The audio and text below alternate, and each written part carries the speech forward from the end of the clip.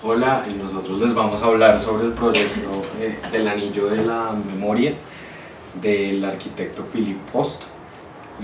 Está ubicado en Francia, hacia el norte.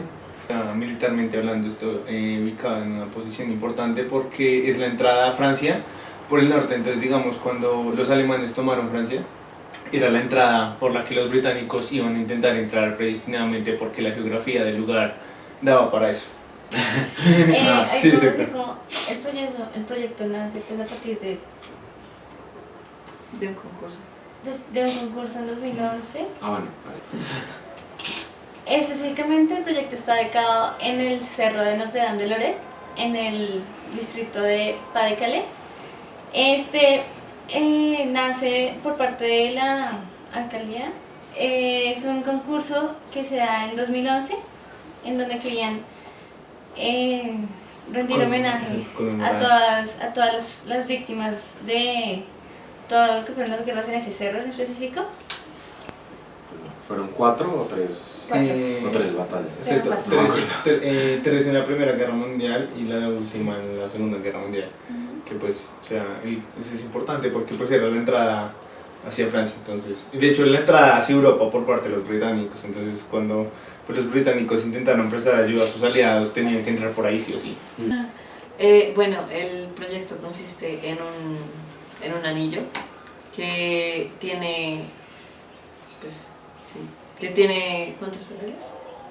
500. Que tiene 500 paneles donde están grabados los nombres de todos los soldados caídos.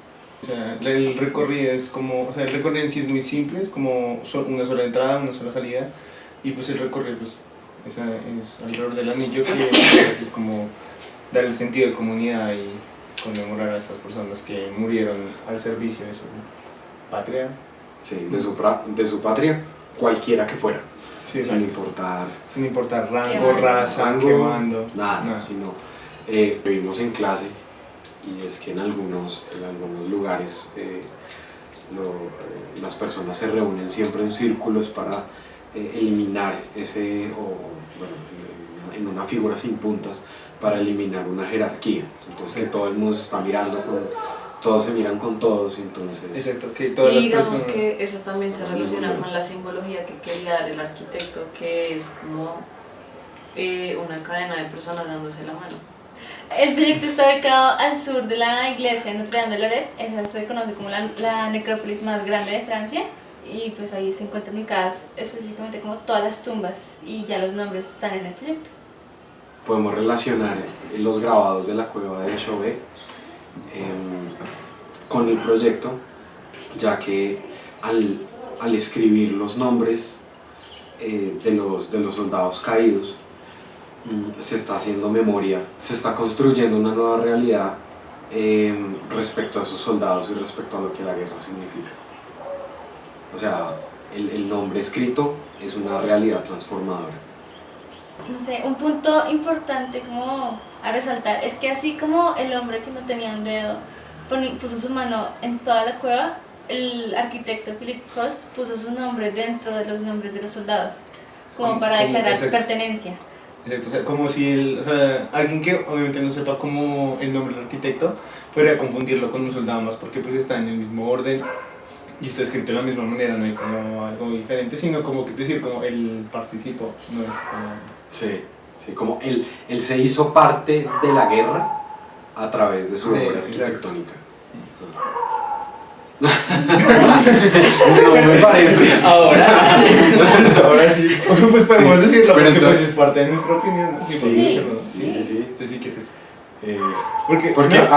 Porque no te parece que él no debe haber puesto el nombre. Exacto, o sea, yo principalmente estoy, o sea, no, ¿cómo decirlo? O sea, pues la gracia era conmemorar a hombres que murieron, que fueron allá y pelearon, no, pues, o sea, con todo respeto, pues el tipo, pues sí, o sea, es un buen trabajo de verdad, yo quiero ir a ver el proyecto, pero no es como, o sea, es que, o sea, él como autor de la obra va en una categoría aparte que los soldados que murieron. Lo que hablábamos ahorita, que hay arquitectos, particularmente Alvar Aalto, que él en las fachadas en un muro pone una placa muy pequeña que tiene su nombre y ya, pero no es algo que Bueno, al igual que en el caso de Proust, sí es algo fantasma, porque Sí, claro. pues uno no se va a leer, Todos los no. O sea, sí, exacto, a menos que uno vaya a buscarlo. Pero lo que dice Andrés está en otra categoría. Se hizo partícipe de la guerra a través de su obra arquitectónica, pero no murió allí. sí, exacto. O No sea, murió gracias a la la guerra. gracia es como es que también es el sacrificio de los hombres. Entonces el tipo, pues, sí, o sea, pues fue tiempo, trabajo. Trasnochó. Exacto. Una cosa que nos estamos diciendo es que no solo murió soldado, ¿no? Ah, claro, sí, exacto. Son todas las víctimas. Exacto, es Sí. cualquier persona que haya muerto en ese lugar, que no son necesariamente son Otro capítulo, y teniendo en cuenta esto de los nombres en específico y las víctimas y los soldados, entramos a las categorías de hombre, superhombre y Dios. Sí, también. Entonces, ¿cómo al crear una nueva identidad o realidad de estos nombres que se ponen ahí, se están poniendo en otra categoría más elevada a lo que estaba una persona en el común? Claro, exacto. O sea, digamos, como cuando uno ve el nombre de un soldado, yo personalmente yo admiro mucho a los soldados porque, pues, o sea, los tipos son como superhombres, o sea, están entrenados Sí, para sí. un combate, para sufrir circunstancias a las que una persona normal no lo haría. seguramente no lo lograría. Ya Entonces, la digamos- parte del discurso por el cual pelea cada persona ya.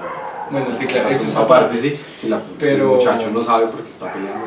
Eso suele pasar, pero sí, la gracia es o sea, o sea, recordarlos como personas importantes que, pues, exacto, importantes que decidieron no quedarse sin hacer nada, sino decidieron actuar por su causa particular, sea cual sea.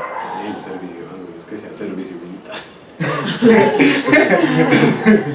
no sé si. Bueno, la guerra también pasó. Sí, Sí, ya. Así a todos se los llevaban. Sí. Pero hombre, Por eso también es que podría molestarnos lo de que el arquitecto se ponga, porque es que el tipo no es, o sea, si se El pone, tipo, no sí. es el superhombre, o sea, el tipo sí. es el encargado de que nosotros, o sea, de elevarlos a ellos, pero no de elevarse a sí mismo. Creo que también eso está apoyado formalmente en la obra por ese voladizo de 60 metros. Sí, claro, o sea, Esa técnicamente hablando. Esa levedad también los pone en otro nivel. Sí. De una. Entonces, en primer lugar, es como uno, como se explicó en clase, uno cuando dibuja, uno sale de este mundo y pues crea el propio. Entonces yo considero que al escribir los nombres de esta gente, que pues básicamente hayan sido perdidos en la historia, se han vuelto a traer al mundo. O sea, es más como lo que decíamos en clase, que cuando uno dibuja, se sale del mundo, pero a la vez está en este mundo. Pues los soldados morir, pues ya no están en este mundo, pero al volver a escribir sus nombres en las placas, se Los traen vamos a de traer. nuevo al mundo, Se están pero sin embargo materializando. no están, entonces sí. Sí, sí. Bueno, Fabio mencionó algo de Heidegger, que hacía dos dicotomías entre el cielo y la tierra, y los dioses y los mortales.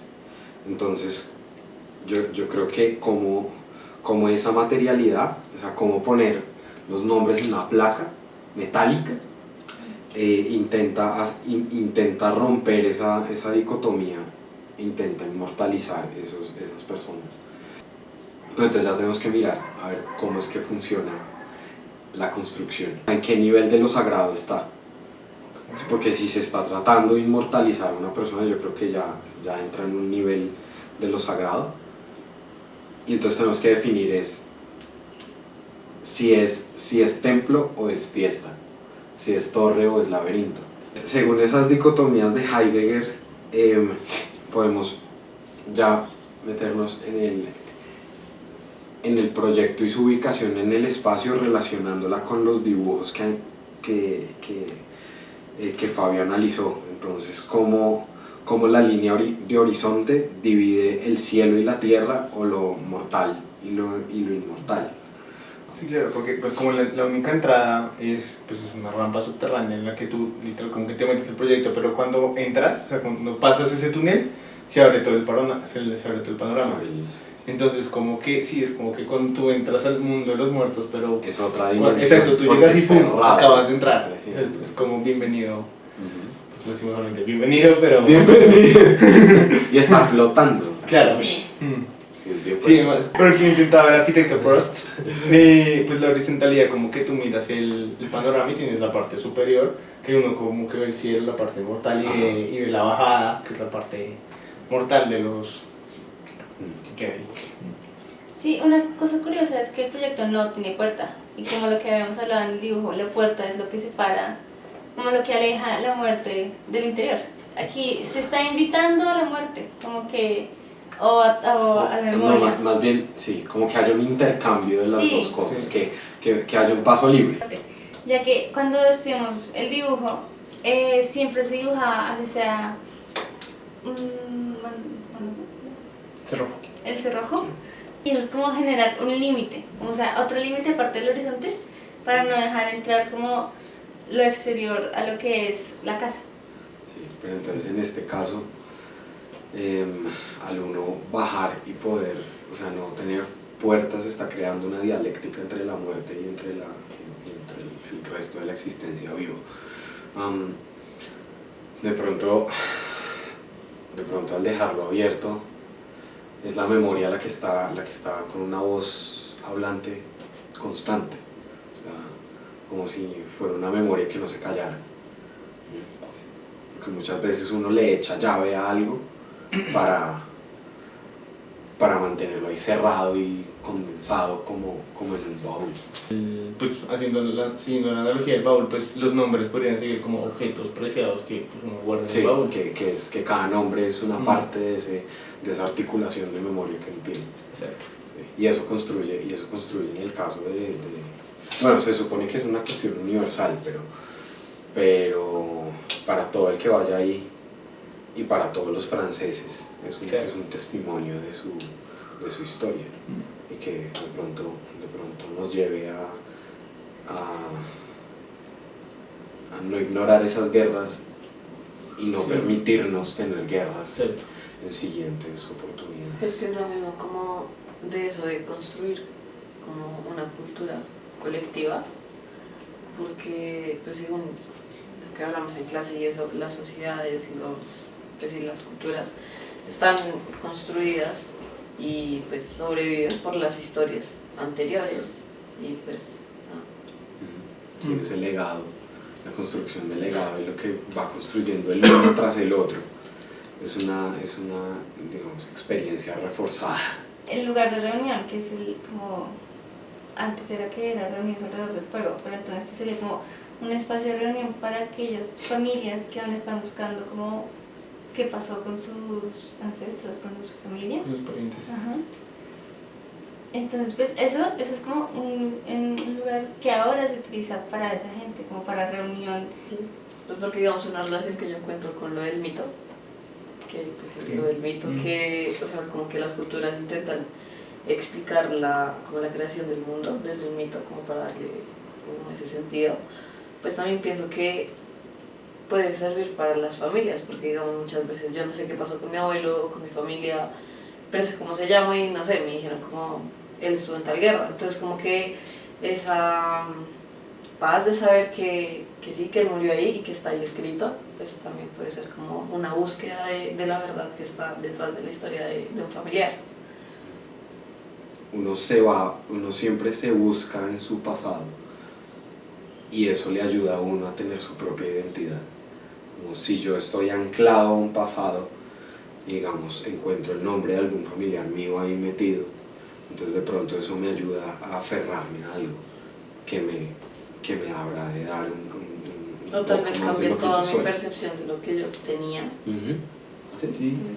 Sí, ¿Cómo? que, o Así. sea, digamos Uy, que en la que- fundación de una ciudad, por lo general se abre un hueco que significa que es como la representación de un universo, un mundo. Y Sí, digamos sí. que también puede como asemejarse al proyecto porque pues si tú lo ves es un hueco. Sí, Sí, tiene un hoyo en el Y centro. pues al tener todos esos nombres y rendir culto a pues, todos los hombres caídos, pues se puede asemejar al mundo de los muertos. Hay unas características del proyecto que también están en los dibujos infantiles, y es que hay un diálogo entre la orientación del proyecto y la iglesia y todo lo que lo circunda, asimismo como los árboles que están alrededor permiten un entendimiento de ciclos, de paso del tiempo, como cuando los niños dibujan el árbol, el manzano. Ajá. Entrando ya al último tema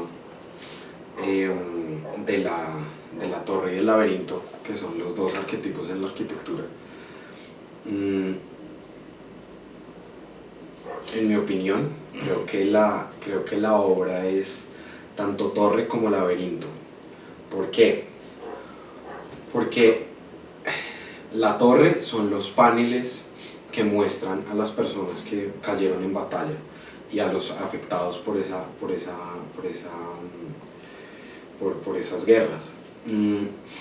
Ahí está el sacrificio, y el pasillo es la danza, es cuando hay movimiento, y es el movimiento de las personas que están entrando e itinerando, rindiéndole homenaje a esas personas que murieron en sacrificio, murieron y son la torre.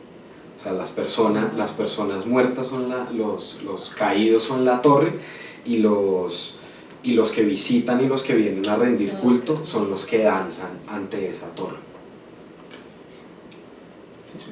Y yo creo que el mismo hecho, el acto de buscar el nombre de una persona, bueno, así sea fácilmente ubicado alfabéticamente, es una forma de laberinto. Buscar algo, buscar una respuesta y buscar ese pasado y buscar esa forma de abrazar el pasado y abrazar la memoria, y a partir de esa memoria crear un nuevo yo. Wow. Corte. ¡Guau! Wow, de verdad,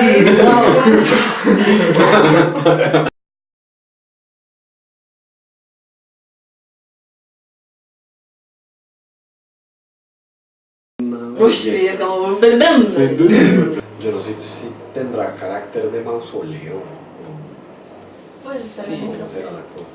Sí.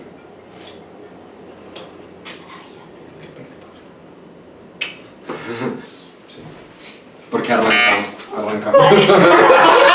¡Super 3! Sí.